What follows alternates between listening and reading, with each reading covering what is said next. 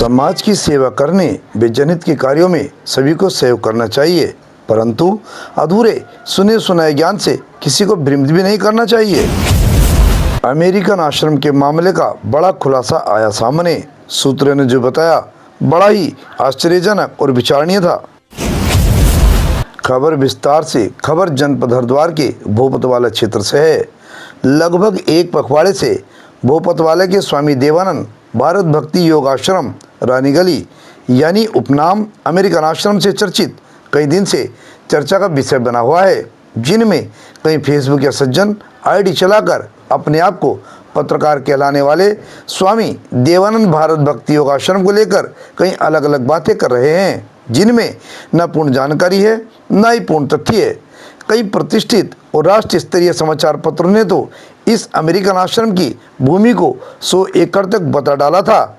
अब इससे ये भी अनुमान लगता है कि या तो वह पत्रकार घर या ऑफिस में बैठकर ही फोन के द्वारा दी गई जानकारी पर ही खबर लिख लेते हैं, या फिर ऐसा ये क्वेश्चन मार्क है जो आपको स्वयं इसका उत्तर निकालना है। अब बात करते हैं उपनाम अमेरिकन आश्रम को 25 नवंबर 2025 के कार्यक्रम की, जब से इस आश्रम की विवादित चर्चाओं की शुरुआत होती है, जिनमें जमीन को भूमाफियाओं द्वारा कब्जा करने की नियति बताई गई थी। कुछ स्थानीय फेसबुक के सज्जनों ने उपरोक्त भूमि को खुर्द-बुर्द होने के दावे किए, साथ ही प्रशासन के आला अधिकारियों को ज्ञापन आदि भी दिए। उनके द्वारा खूब सोशल मीडिया पर प्रचार प्रसार किया गया।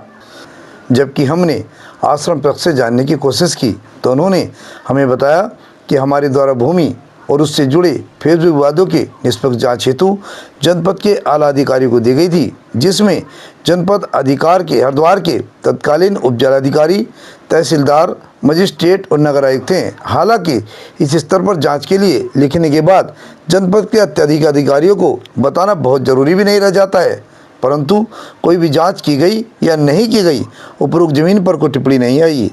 अब बात करते हैं अगस्त 2026 की, जब श्रावण मास में कांवड़ मेला होता है, जो कि कुंभनगरी हरिद्वार ही नहीं बल्कि पूरे भारत में महत्वपूर्ण मेला माना जाता है, जिसके दौरान लगभग कुछ बीघा जमीन पर एक टेम्परेरी दीवार व भराव किया जाता है, जिससे माना जा रहा है कि 3 से 4 बीघा जमीन को खुर्द-बुर्द किया जा रहा है। तो सफाई में आश्रम ने कहा कि 11 अगस्त का जलाभिषेक था और हमें पूर्ण ज्ञात भी नहीं था। उपरोक्त लोग भी मानते हैं कि कांवड़ मेले के दौरान भूमि पर कब्जा किया गया। हमें भी जब 11 अगस्त को पता लगा, तभी 12 अगस्त को तुरंत कार्रवाई के लिए आश्रम पक्ष ने प्रशासन को लिखित शिकायत की। अब ये जिम्मेदारी प्रशासन की है कि सही और निष्पक्ष जांच करके सभी को बताया जाए। आश्रम पक्ष ने एक बड़ा खुलासा और बताया, जिसमें बताया गया कि संपत्ति पर एक आरोपी जो कि कमलेश उनियाल नाम का था, जो 2009 से पहले फर्जीवाड़ा करके इसी ज़मीन को अपने नाम करा चुका था, उसकी जब जांच हुई तो वह फर्जीवाड़ा ज़मीन को अवैध रूप से अपने नाम वाला पाया गया, जिस पर नैनीताल हाई कोर्ट ने भी उसको फर्जी मानकर गलत तरीके से ज़मीन को अपने नाम करा लिया घोषित कर फर्जी को गिरफ्तारी के आदेश तथा ज़मीन को पुणे ट्रस्ट में अंकित करने का आदेश जारी किया था, जिसके लिए आज भी आश्रम पक्ष तहसील के चक्कर काट रहा है, जबकि उच्च न्यायालय नैनीताल का आदेश है।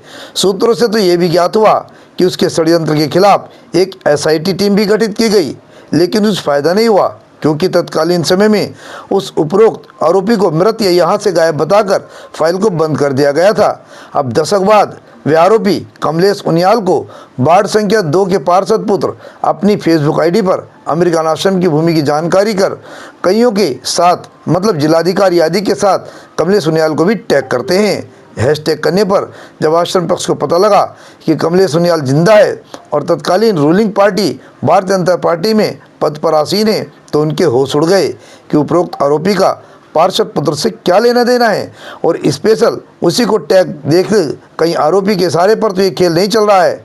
पहले 2025 में भी आवाज़ उठाने वाले गिनती के 3-4 लोग यही थे जो अब हैं। अब भी उपरोक्त आरोपी अब हरिद्वार के बजाय उत्तराखंड की रुद्रप्रयाग भूमि पर विराजमान है, जैसे आश्रम पक्ष ने फेसबुक आईडी पर टैग देखा और उनका स्क्रीनशॉट ले लिया तथा अपने पास सुरक्षित रख लिया।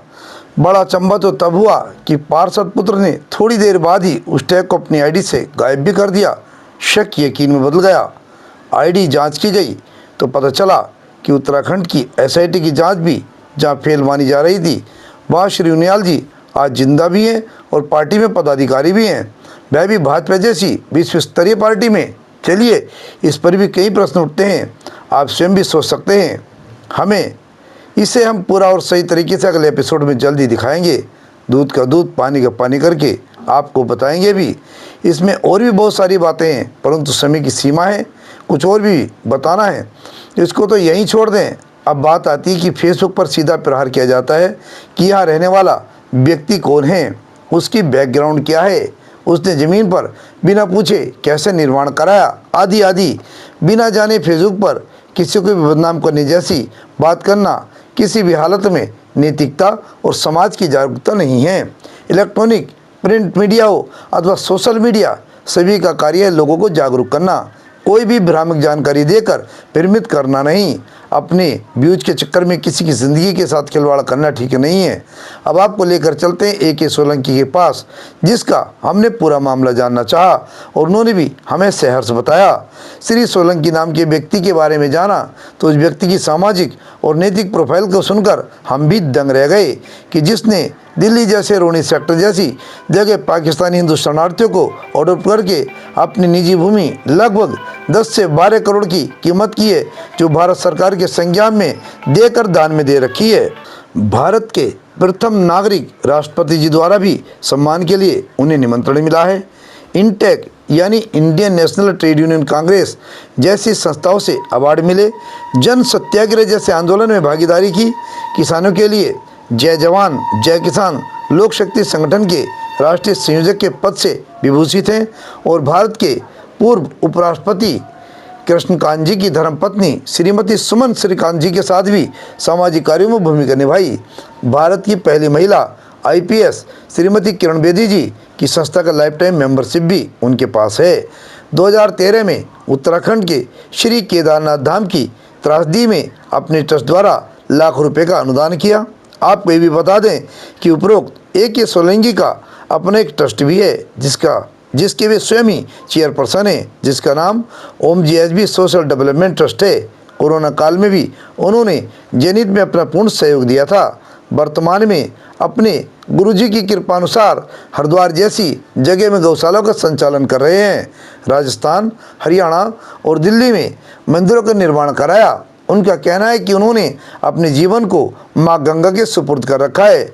अब बात आती है श्री देवानंद भारत भक्ति योगाश्रम की, उनकी ज़मीन की। तो यहाँ पर भी गौ सेवा के लिए किराए पर यह ज़मीन 6 साल के लिए लेकर केवल और केवल गौ सेवा के चारे हेतु दान स्वरूप लिया।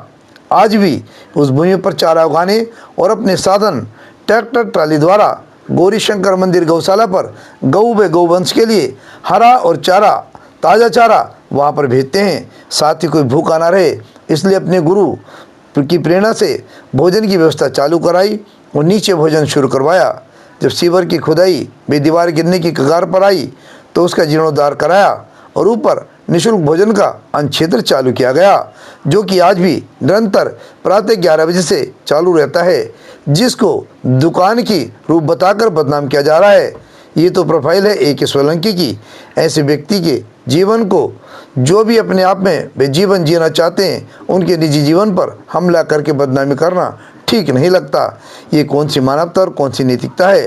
प्रत्येक व्यक्ति जनप्रतिनिधि, समाज सेवी और पत्रकार होने के नाते किसी व्यक्ति की पूर्ण जानकारी के आधार पर उसका प्रचार या दुष्प्रचार करे तो कुछ मान्य होता है। ऐसे व्यक्ति के बारे में बिना जाने माफिया या भूमाफिया जैसे शब्दों से विभूषित करना उसको ठेस पहुंचा सकता है। ये मानवता नहीं है। जबकि श्री सोलंकी इतना करने के बाद भी अपना नाम अर्थात प्रचार नहीं चाहते हैं, बल्कि उनका कहना है कि नेकी करो और कुएं में डालो, तभी उसका सही फल मिलता है।